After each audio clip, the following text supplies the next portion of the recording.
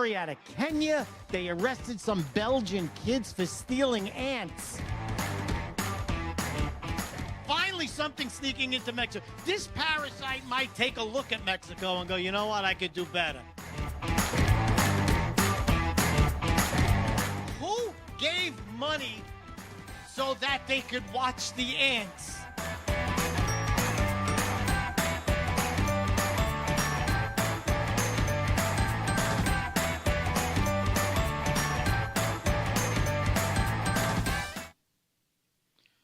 Freddie Rubino here at the America First Warehouse, coming to you live with my podcast called That's What I'm Talking About. That's what I'm talking about because that's what I'm talking about. It's not what everybody else is talking about. It's the news that you might not have seen this week. We'll recap it. Of course, I'm a comedian. I'm going to find the funny side of it. But also, we have a guest, maybe two today. One of them is the star of The Sopranos, Robert Fanaro, fantastic actor. He played Eugene Pontecorvo in The Sopranos. Also, later on, we will have comedian Mike Bichetti, former sidekick of Artie Lang, and a million credits to his name. So buckle in for the next hour. We are live from the most patriotic venue in the land, the America First Warehouse. We always start with a segment that I start off with. It's called the Disgraziades of the week. The disgrazia, if you're not Italian, it means the disgrace of the week. This week's disgrace is the WNBA. The whole governing body is a disgrace. They are disgraziades. Why? I'll tell you why. Every time you turn on something that reports about the WNBA, there's nonsense. They let stuff go by that shouldn't be going by. Number one, there is a great star in the WNBA. Her name is Caitlin Clark. She single-handedly put the WNBA on the map. Nobody watches the WNBA. I got news for you. Nobody. If you are watching TV, you're in your underwear, it's Saturday afternoon, Sunday morning, and you want to watch sports, and only the WNBA is on, you go to another place. You go watch the Twilight Zone reruns. You don't care. You go watch when the guy was supposed to be this guy, but he ends up being the Twilight Zone. So she single-handedly put the WNBA on the map because even me, alpha male Freddie Rubino, will watch the WNBA when Caitlin Clark is on. She's a white girl in a predominantly black sport, and she is dominating. And it's fascinating, not because of race. It's because it's fast. It's the same fascination that when, what's his name? The guy who broke the color barrier in baseball. Jackie Robinson, thank you. That was in my ear. It went right out of my head. It was fascinating to watch him. It was fascinating because he broke the color barrier. She's actually breaking this. Also, when you seen the Chinese guy on the Knicks, Lin, it was fascinating. But what's happening in the WNBA is they're letting them bully her. They're letting people do racial overtones. She's being assaulted racially. So you got Brittany Griner. You know who she is. She's like 6'6". She looks like a dude. I'm not even sure if she's a dude or not. She fouled out of the game. On the bench, she called her trash white bitch. You should be thrown out. At least that's it for the season. You can't throw racial epithets in a sport where you're trying to get kids in. This is what the problem is. The WNBA didn't address it. They didn't care. Before that, There's another black girl on another team who gives her elbows, who punches her. Unacceptable. They're playing the race card. It's okay to do it because they're actually saying that she's trying to take away from the black athletes because of this. She put your sport on the map. It doesn't matter. She could have been a midget, an Asian midget. If it's making people watch the WNBA, you should be welcoming her. That's why the WNBA is a disgrace, because they're taking the back of these black athletes who are running their mouth racially, attacking her racially, and it should stop. I don't want my daughter watching any sport where there is some racial nonsense going on. Sports are pure. Sports are something that you tune into, and it's by merit only. Once they entered that. So the WNBA, you get the weekly disgraziata. Everybody should turn off the WNBA until they address it. And that's the disgraziata of the week. I have a lot of stories to get to. I have some guests coming up. I'm not going to get to all the stories, but we'll try to get to most of them. A big story out of Jersey. The measles. Measles at a Shakira concert. Now, what happened was Shakira concert went off. There's no measles. There's no measles in Jersey. There's no measles in New York. There's no measles anywhere on the East Coast. Yet at the Shakira concert, a big outbreak of measles. This is the result of open borders. We have people, first of all, you had to get a shot, a vaccine for COVID to be a nurse, to be a doctor, to be an electrician, to be a fireman, to be a pilot, to go to school, to work at an amusement park, to work at McDonald's. Yet, we took in 20 million people. We don't care that they don't even have basic immunizations. So, I said this about 2 years ago. What's going to happen is you're going to have these people come in, and they are going to be spreading diseases we haven't never seen in my lifetime.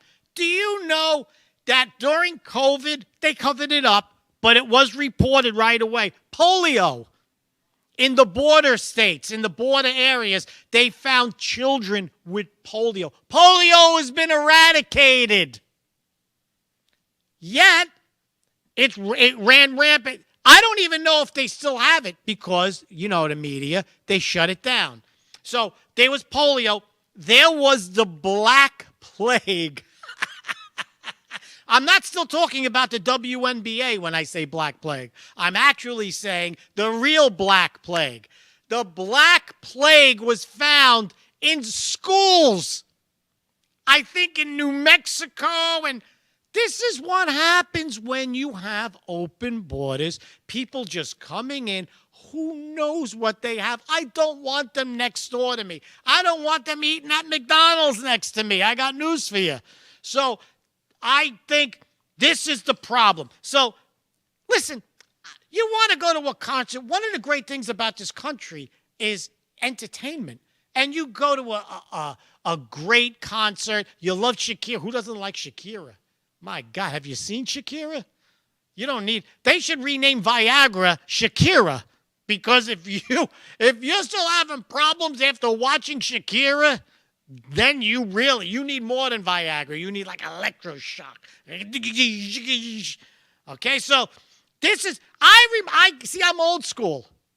I go to a concert. I'm not coming home with measles, maybe herpes. Okay, that's old school. That's a good concert. When you came home with her, listen, Judas Priest, gonorrhea. Okay, so not measles. So the Shakira concert was somebody who was an illegal, who had the measles, who came and spread it. Can you imagine what's going on in the public schools of Chicago, L.A., and New York? They're covering it up. There must be outbreaks of stuff. There's probably African river blindness going on in the schools. This is what the problem is. We need to check these kids that are illegals. Okay? Now, the funniest thing is, you know what the people on the news say?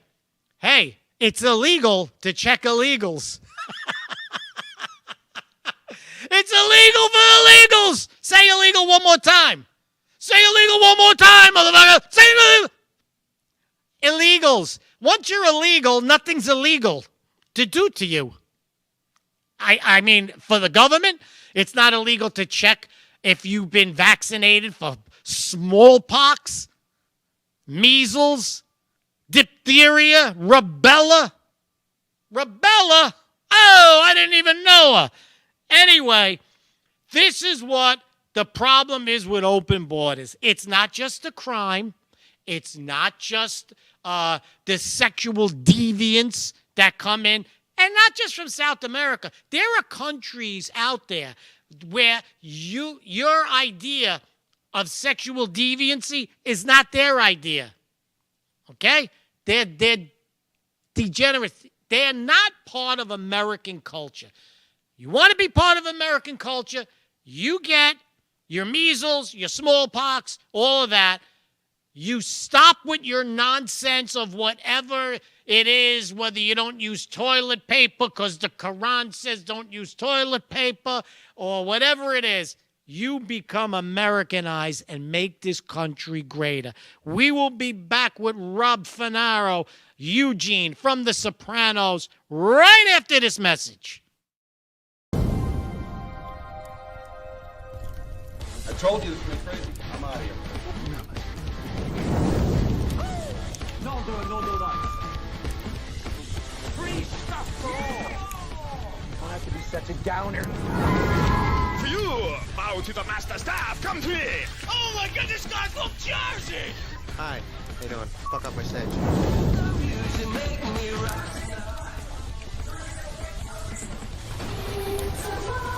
I'm pretty sure I'm a woman. No, you're not, Steve. Oh!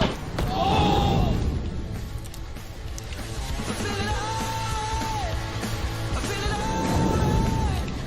A little wet on my side. Now instead of a poke, you're getting a smack!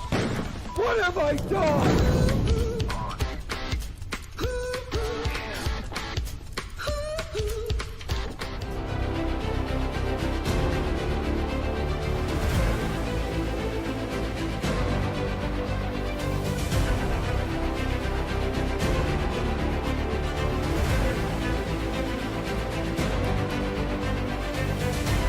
My name is Elena Ruseva, aka Megalangela. Please check my art at www.megalangela.vip.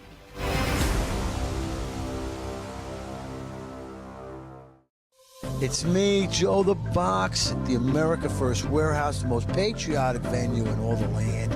We just finished up 2 incredible parties like you wouldn't believe. Packed house, sold out. Hey, Scotty Lebedo. This is a nice piece from Scotty, huh? That's what he did.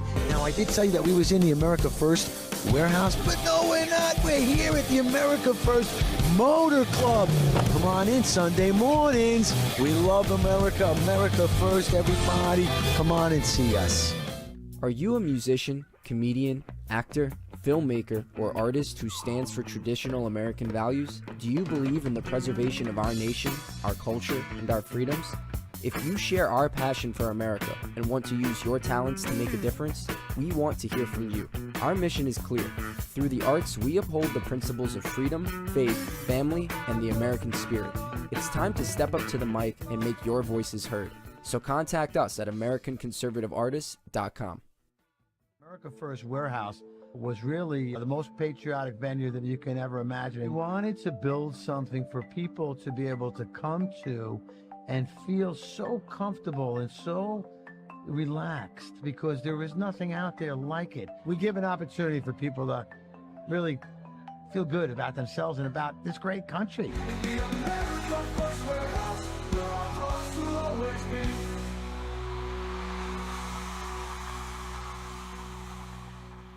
Freddie Rubino here, back with the podcast. That's what I'm talking about.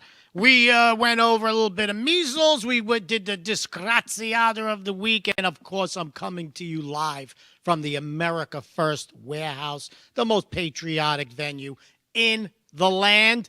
We have more stories today. We have a story that didn't make a lot of news, but it's got a lot of people commenting about it, and it's all over social media. It says that the penny is no longer going to be produced because Doge dipped into it and said that it cost 3 cents to make a penny. If it costs 3 cents, it costs 5 cents. If it costs 5 cents, it costs 10 cents. Okay, so we're losing money. We're losing 200% of the money for every penny that we make. So I agree. Get rid of the penny. You understand? First of all, most people don't even use cash anymore. Second of all, you don't need a penny. Round up to the nickel. My estimation, get rid of the nickel too. But that's me. If a penny costs 2 cents, how much does a nickel cost? You figure it out. This ain't the SATs. Okay, so my thing is that it appears to me with this penny issue that Lincoln is bad luck. I know everybody loves Lincoln. Who didn't love Lincoln? But everything associated with Lincoln lately is bad luck. Lincoln, first of all, the penny is dead. Why? Because Lincoln's on it. Bad luck. Martin Luther King. He gets shot in the head. Or wherever he got shot. But it was right after he was on the Lincoln Memorial. Understand? Kennedy got shot in the head driving in a Lincoln. Penny is bad luck. Get rid of it. I think we have Rob Finaro on now. Rob Finaro, Eugene. About Mikey Bo here? I don't know. Mike might be coming in later. Yeah, he might have a few technical issues. What's happening, man? Well, welcome to my podcast.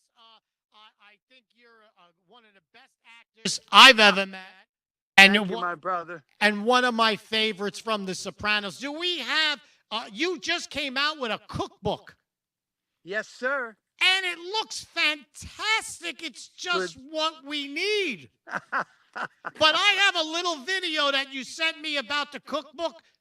Can we play that now? Absolutely, Fred, my brother, yes. Okay, let's play his asset, the video of his Rob Finaro Eugene's cookbook.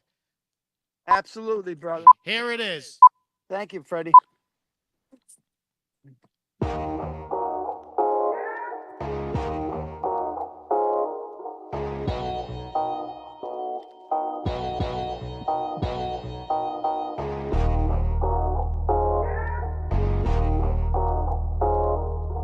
I can't see you, but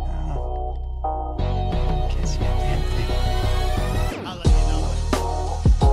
It's great. Now. Ooh, that looks good.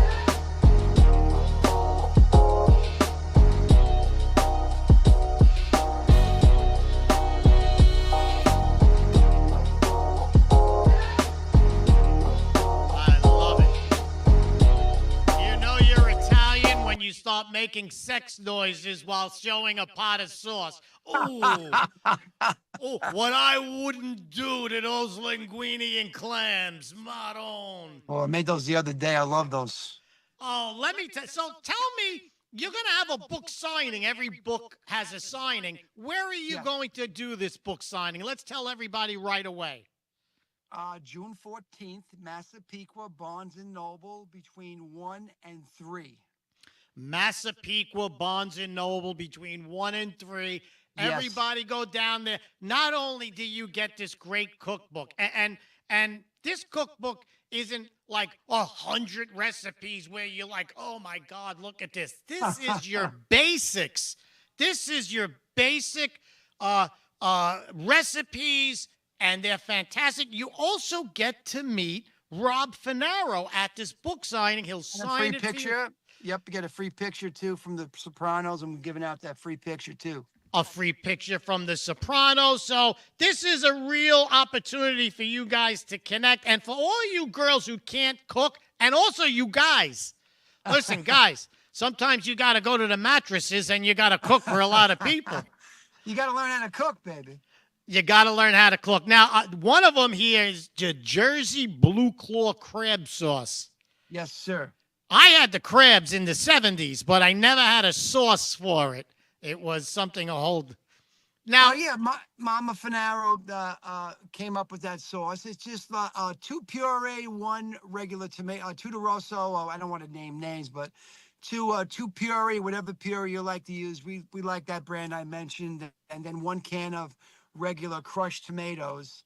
And it has a little bit different take to it. You know, you always start with the garlic, but there are a few secrets. One of the secrets is the oregano. You know? Nice. Don't give away And, too many secrets, all right? Yeah. And of Let course them you come gotta get the book. It's in a book, and you bring it to a boil, then you throw your crabs in. Let me tell you, it's delicious, and the crabs are succulent. When's the last time you heard that word, Freddie? Succulent. Oh, succulent? I think last night I think I used that.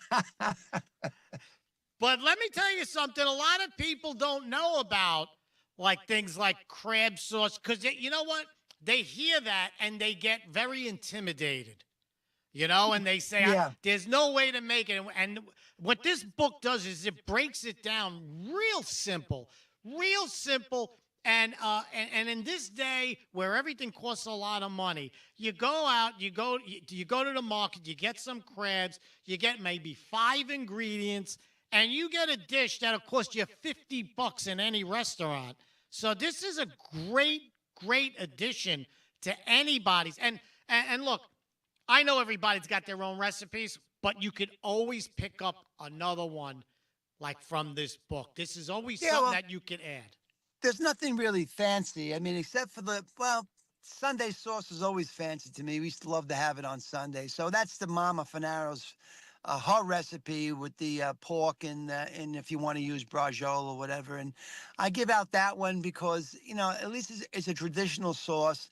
And the other dishes like chicken in the oven with the onions and the potatoes, these are common dishes, peas and macaronis.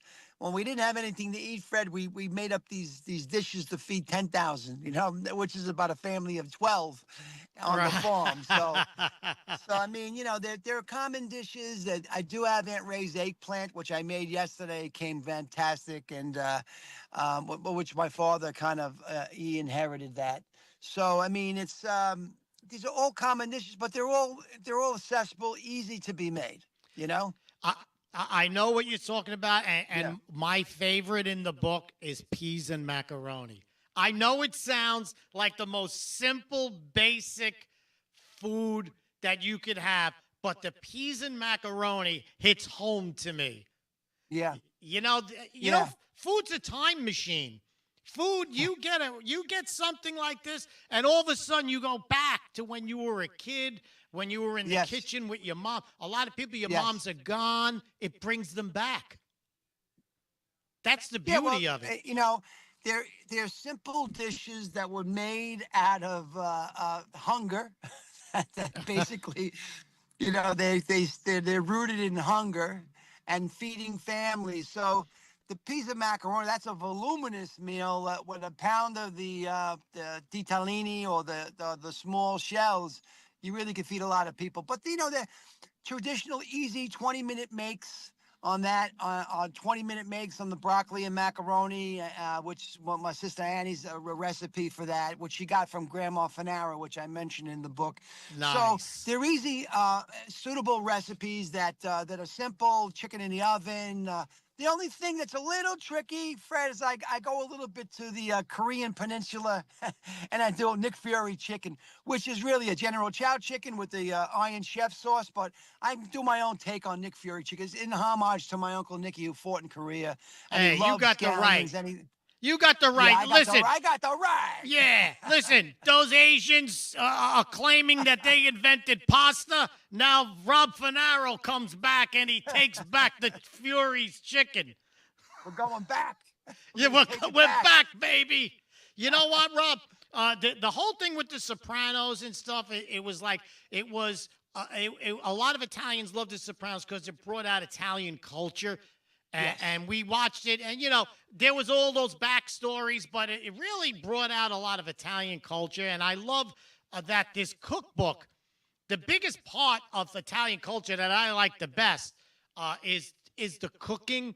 And sometimes you people don't cook that much. Get your kids, get this book, bring your kid to the kitchen, see how easy it is, cook with your children, and pass it down to them. I have recipes that I cooked with my children that are not family recipes. They're from a cookbook. They're from Julia Child or Bourdain. And it just made, now my kids make it. So this is what they should be doing. Rob, where can they get the book if they don't go to the signing? Just to talk a little bit about what you're saying, it's very true. We pass down these recipes. You can always learn them. They're accessible, and they're easy to make, and you add to your portfolio, so to say, in terms of cooking stuff, because it gets to be redundant. And there's many recipes that I picked up from other people that I still have and I still use. So you just always have to be open to new things. And these are listen, you might have one or two that like the baked the Sunday sauce. You can make that as I made it, like a baked ziti, or you can use that same stuff for lasagna. But the sauce is essential. It's the blood of our lives. We grew up with that sauce.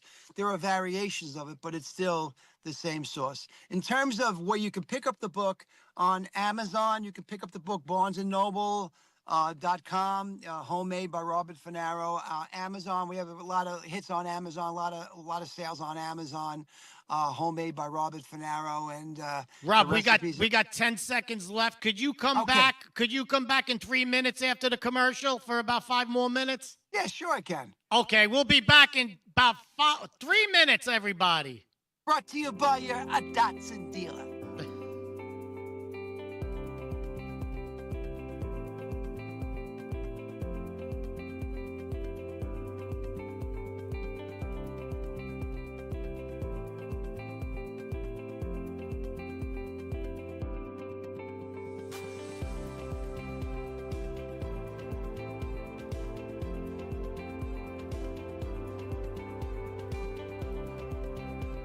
The Queens Village Republican Club is America's oldest Republican club, founded in 1875. Situated in President Trump's hometown in Queens, New York, we are America First MAGA Republicans, empowering fellow Republicans to get involved in the game of politics at the grassroots level. We host inspiring monthly club meetings on the first Thursday of each month at 8 p.m. For more information, please go to our website at www.qvgop.org.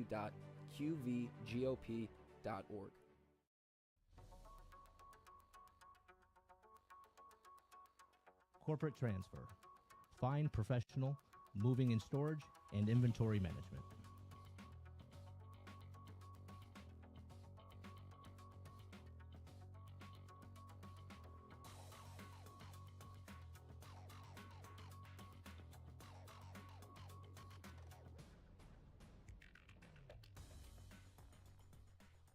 The dehumanizing rhetoric of Adolf Hitler, Donald Trump's language mirrors this directly. Well, Hitler was duly elected. Let's deal with Hitler, okay? I don't think it's hyperbolic to say that is Mussolini Hitler-like language.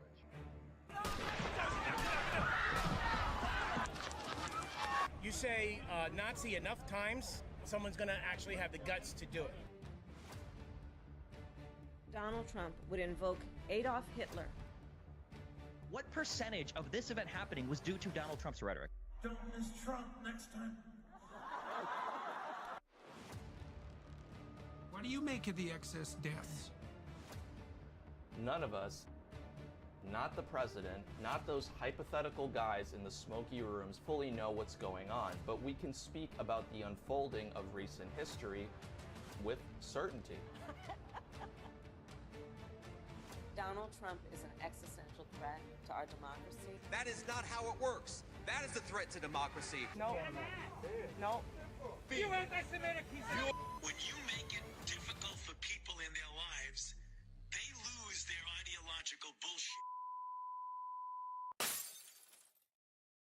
free fries when you get vaccinated? Mmm. Vaccination.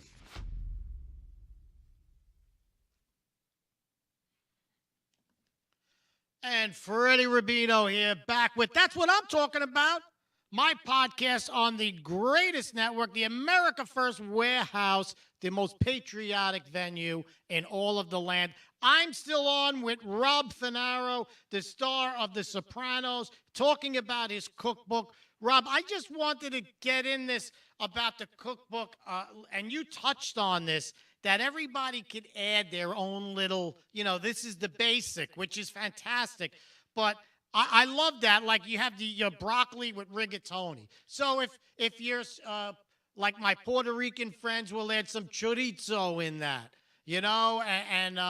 and whatever if you're Polish, you probably forgot how to do the whole recipe anyway. But if you're, whatever nationality you have, you add your own little flavor, make it your own, so you don't have to be Italian. But if you really want to learn a basic Italian dish, this is the cookbook to get. Massapequa, Barnes & Noble. When is it? What date? June 14th. June Barnes 14th. Noble. Now, Barnes & Noble. Now I can't get there, let's say. But I need the book. I need this book, Rob. How do I get it? Amazon Prime. Amazon Prime, homemade by Robert Finaro. It's there. There's three. There's the Kindle copy. There's the soft cover, and there's the hardcover. It's just simple to get. Homemade. Just go to Amazon. Also, Barnes & Noble website. If you're in a Barnes & Noble website, Barnes & Noble book website, you can also put the homemade by Robert Finaro, and you can purchase the book through Barnes & Noble also. Fantastic. And listen, if you're eating Sunday sauce and you find the finger with a ring on it, you just keep your mouth shut, right? Don't say nothing. Keep it real quiet. Thank you so much, Rob Finaro, for coming on the podcast. Pleasure. 77 WABC. Oh, yeah. I will see you guys June 14th at Barnes & Noble Rob Finaro book signing. Thanks, Freddie. Thank you. We have another guest. We have a friend of mine, an old friend, Mike Bichetti. Mike Bichetti. Mike, how are you? Good. I haven't seen you in forever. I was just watching Bob's interview. I loved it because, first of all, when it comes to food in Italy, there's so much food we'll never see that's going to come to America. There's so many villages and towns, recipes, family things that will never come here.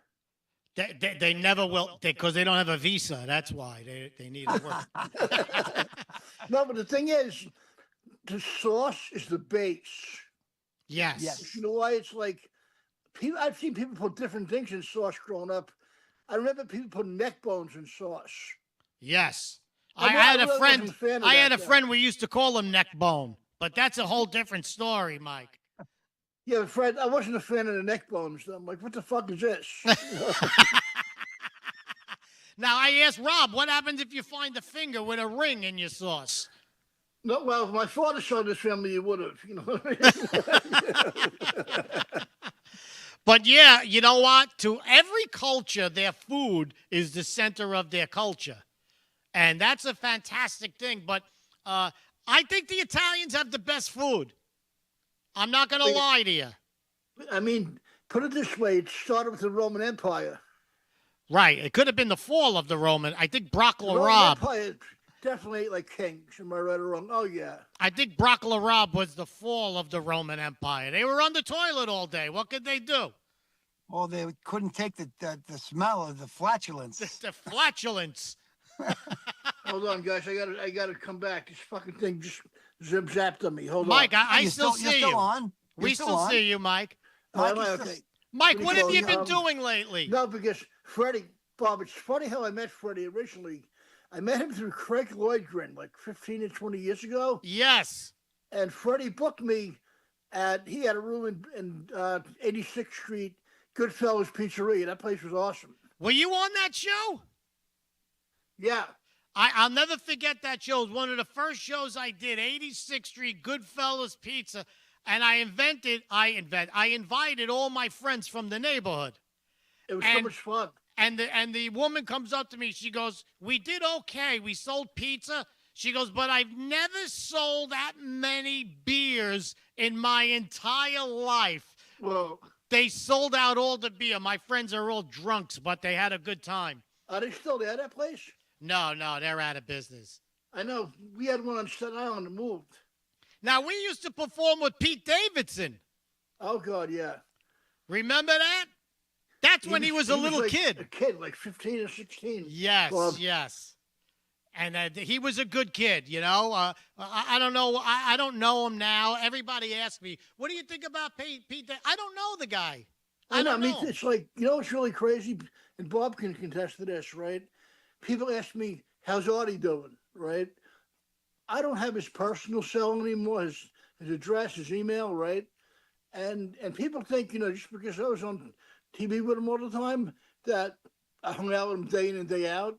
It doesn't work like that. So listen, let me ask you a question. How's Artie doing? Oh, God. No, but some people just don't like, they think that, you know, I mean, I'll put it this way. We worked together as friends on different things, but I never, you know, really went to his house or anything. You know, people think that I was like, you know, that close to him. Not really, you know what I mean? It's like sometimes you work with people and, you know how it is. It's like we may work with somebody, never see them, you know, again. Of course. Listen, that brings me to a story. That guy George Wendt from Cheers, he passed away. Remember Norm? Oh, God, rest his soul. Yeah, so he passed away, and everybody's like, "Oh, Norm, I love Norm. What did you think of Norm?" I was like, "What do I think of Norm? I don't know him. I watched him on TV." You know, you don't know people because, you know, you saw him on TV. Like, you know, Bill Cosby. Oh, he was a family man. He was great. He was he used to lecture people on how to be moral, and then it came out he was a monster. I so agree with you because we don't know these people from Adam. You know what I mean? It's like people cry over celebrities, and we never even met them. But you know who I did meet? Rob Finaro, and he's a phenomenal person. I know him 30 years. We've also done a question and answer, me and him, live, and it was fantastic. I look forward to getting his book. And I do a little cooking show on Facebook. I think I might take one of his recipes right out of his book. And I'll tell people, you know, it's from his book. And I want to show people because I think the best thing you could do with your family is to be together. Anyway, whether it's praying, whether it's playing, but cooking. Being together with your family and cooking and eating is some of the greatest things you could do as a family. Like, I had one Italian dish. I can't even find it anymore. And this is like over 20-something years ago in a restaurant in Manhattan. They were Italian from Italy for sure. Listen to this. And it was very simple, but it was so good. I can't even find it. I don't even know the name of it. Fred, all it was bow tie pasta, shrimp, bacon, and Alfredo sauce. Nice. That's almost like a carbonara, it's almost like. I've been trying to find it in other restaurants. I never found it again. That's a good reason to go out to eat all the time. I'm looking for this recipe. I know. Yeah, but Fred, what I didn't like, though, is I don't know if you're a fan of this. I didn't like squid ink on my pasta. It was horrible. I don't like it either. Keep the squid off the plate. It's horrible, right? Mike, what's your favorite Italian dish? People think, you know, oh, this is fantastic. You know, let me tell you something. I've, you know, got friends, like I said, and relative family, you know, through marriage that you know, live in Italy, and they said certain rules over there. They said they don't even have spaghetti and meatballs over there. That's an American dish. Yeah, that is. Let me tell you something that you hit on that. I have a lot of people who are Italian and they're snobs. You know, they're like, "Oh, this isn't in Italy. This isn't Italy." Let me tell you something. When Italians came to America, we made every dish better because when in Italy it was poor. So what did you have? You had spaghetti with garlic and oil. Over here, we had the breadcrumbs. We had like Parmesan, Pecorino Romano cheese. Every dish that comes to America, because we have better meat, we have better milk, we have better ingredients. You know, of course, there's processed crap in the United States too, but we have more access. So we have more meat in our dishes, more great fish in our dishes. The Italian American has made Italian food better. My aunt came back from Italy. She says I like Italian restaurants in New York better than I did in Naples. These Napolitans. It's funny. My sister said that because she went to Sicily and Italy with her husband a couple of times, and she said the tourist traps are horrible. Right. She said, but if you went to the local places, they were fantastic. She said, but you just got to know, have family. I don't have any family. You know what I mean? It's like right. my great grandfather came here for a long time ago, and it's like I don't even know if we have anybody over there anymore. You know? Yeah, you lost contact. Once you go more than one generation, you lose that. But I can tell you right now, Italian. I was meant to ask you, do you speak Italian or Sicilian at all or no? No. You know what? My parents spoke it fluently. My grandparents didn't speak any English. And what they did was my grandparents told my parents, raise them American. We came here for a reason. My great-grandfather too wanted his kids to be American because right. Fred, my great-grandfather's name was Guglielmo. How Italian is that, right? You know what he did? That's fantastic. He made people call him Willie and William. He made what? People call him Willie. Willie? You know, short for William. Oh, okay. Yeah. And the same thing with him. He's like, no. My kids are going to speak it, English and outside and make American friends. That's what happened. It kind of sucks, Fred.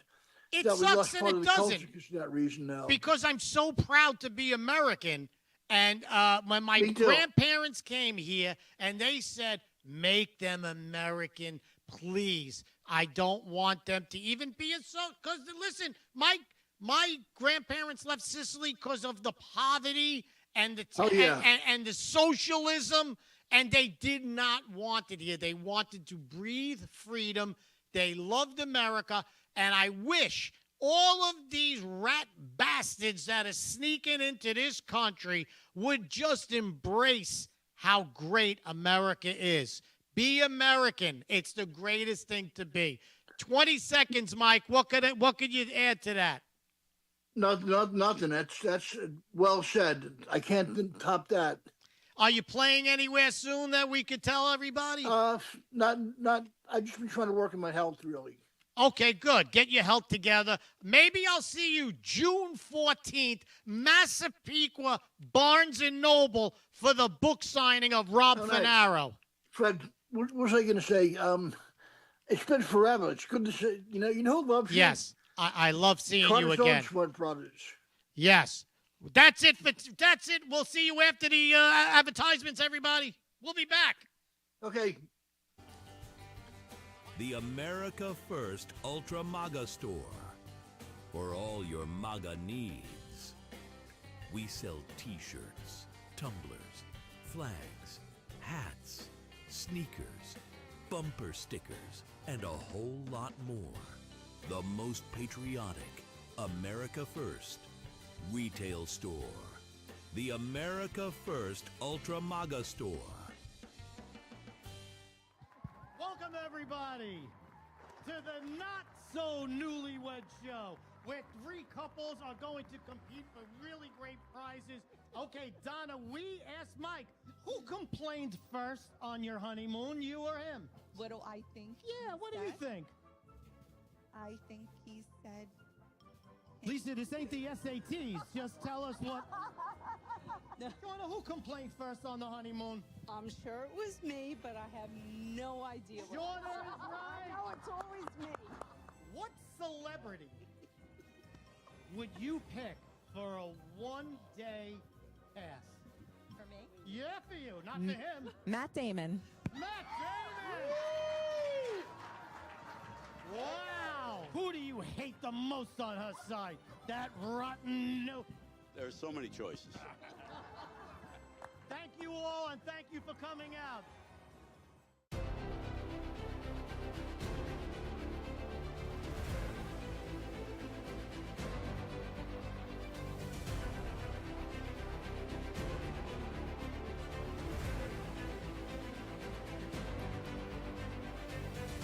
Hi, my name is Elena Ruseva.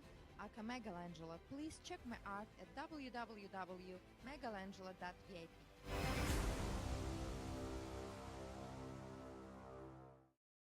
America First Warehouse was really the most patriotic venue that you can ever imagine. We wanted to build something for people to be able to come to and feel so comfortable and so relaxed because there is nothing out there like it. We give an opportunity for people to really feel good about themselves and about this great country.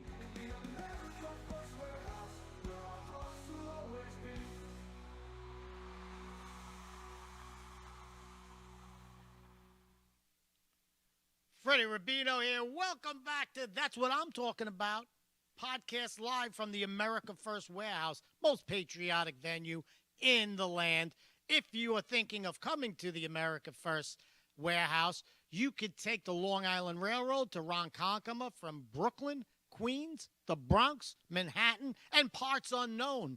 So look at their schedule, see what's going on here, and come on. And you, if you are a MAGA or a conservative, you will not want to leave. I have a couple of other topics. I don't know if I'm going to get to them all, but let's see if we can. We talked about the penny. Now, what they're saying about the penny is they have the blanks. So they already have the blanks, so they're going to have one last stamping of them. My suggestion, let's make the last stamping Joe Biden's picture on the penny. Think about it. They're worthless. There's no more sense. They don't make sense, and they're worthless. It's the Joe Biden commemorative penny. And on the back, it would be blank, like his head. Blank. So that's my suggestion for the last stamping of the penny. And if you remember when we had quarters and they did different quarters for different states, right? Like Wyoming had like a cowboy, and I think New York had a homeless person peeing or something, or a rat or something. New Jersey, I think it had a asbestos. I don't know. But listen, we could have a different penny for every Joe Biden. Remember we had corn pop? We could have the corn pop penny. We could have Biden's sharp as attack Biden. He'd be like this, like, Okay? We could have the black Biden. Remember, he says, if you're not black, you can't vote for me. Black Biden, another penny. We could have Puerto Rican Biden. Remember, he said he was raised by Puerto Ricans. We could have Jewish Biden. Remember, he said he went to temple more than he went to church. Who else? Where else? Engineer. Remember, train engineer Biden. This is like choo-choo Charlie. Choo-choo jackass. Okay, so we are missing a golden opportunity. Collector items. Last printing of pennies. The Joe Biden penny of every Joe Biden. Corn pop, sharp as a tack, shit yourself at the Vatican. All Joe Biden pennies. I think it would be the most popular penny ever. Uncle Freddie just trying to help the country out. That's what I'm talking about. Let's get to another one. Wyoming is now in one of their colleges is going to have a class, and it's a class about the theory of election tampering. So the class is going to be how Donald Trump keeps claiming the 2020 election was rigged, and they're calling it an unproved theory, okay? Now, let me just say one thing. If it's an unproved theory, they just came out with this week. A day after they announced they are going to do this, there was a representative in Texas who turned themselves in for stuffing the ballot box in 2020. You can't have worse timing than this. And you would think that they would stop it. You would think that they would say, okay, we're not going to have this class. Nope, because they never deal in facts. They never deal in figures. It's always something that they made up, and they never go back on it, even when they look like jackasses. Now, I would love to see who's teaching this course. Okay? Who could you probably like the Chinese ambassador, you know? I mean, who else? Who else is going to teach the course? Probably a Chinese national, because I think those are the ones who paid to get Biden in, because Biden was in the pockets of everyone.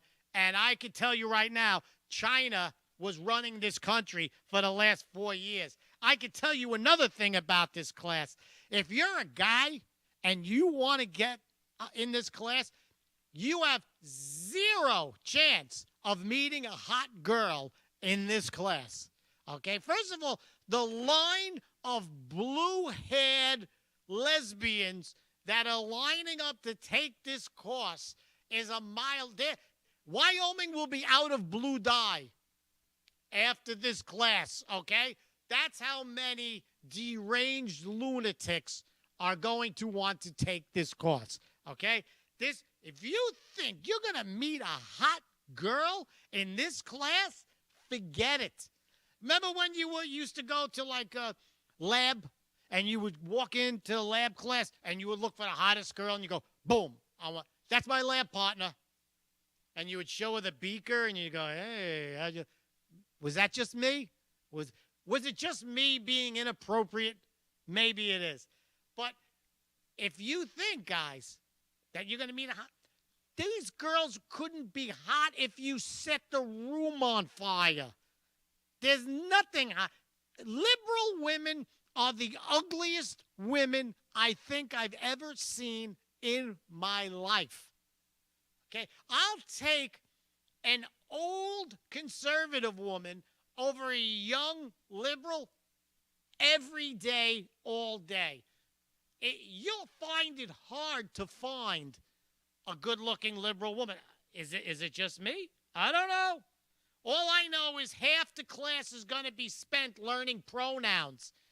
Okay, 45-minute class, 38 minutes of we, thee, he, she, me, thee.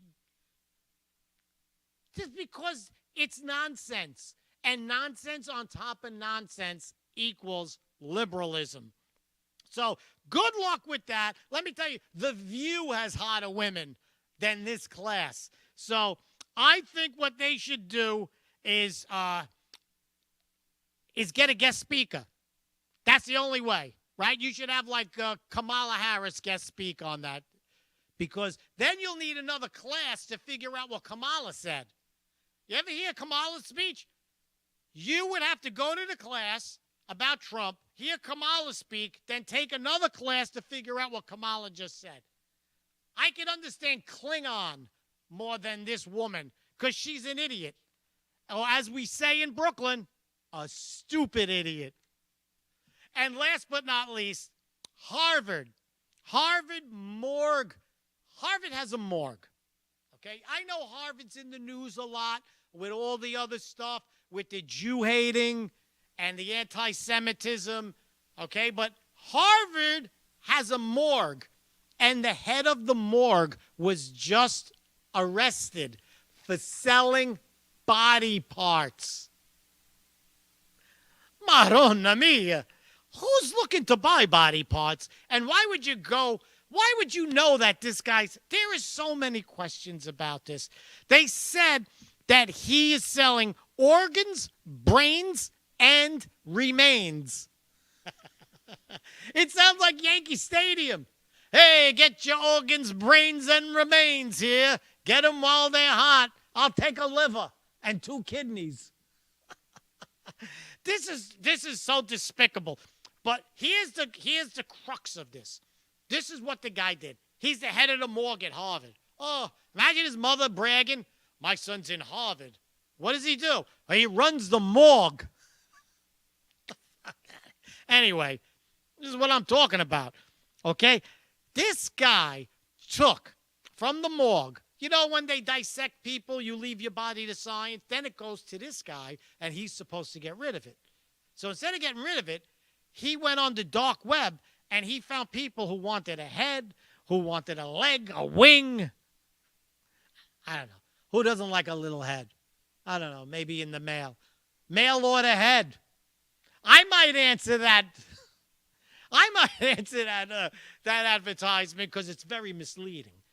But this guy took the body parts. He took heads, organs, feet, certain bones, maybe a pelvic bone, a foot bone, and he mailed him to New Hampshire where he lives, where his wife lived.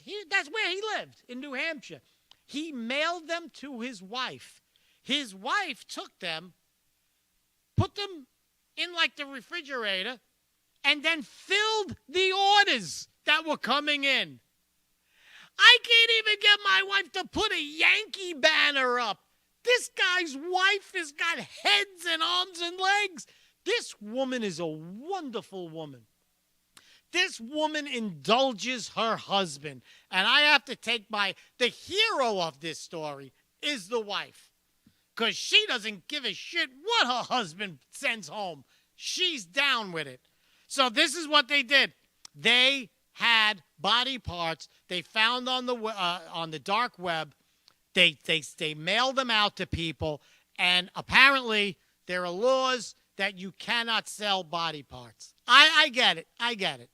Listen, if I go over your house and, we're going to go watch the game and I see my grandmother's head on your bookshelf, I might get pissed off. You know what I'm saying? Because you don't want to see your grandmother's head on somebody's bookshelf. So there are laws about it. I feel bad for the people who were just there having dinner at his house. Right? You think that was leg of lamb? Maybe not. Maybe it was leg of Larry. So I'm Freddie Rubino. That's what I'm talking about. Go to fredrubino.com and see where I'm playing. This Friday, I'll be playing in Springfield, New Jersey, a Republican fundraiser. I will be at Off the Hook Comedy Club in Naples, Florida, and a lot of other places. But please go to the America First Warehouse website. Come here for all events. I'll see you another day. That's what I'm talking about.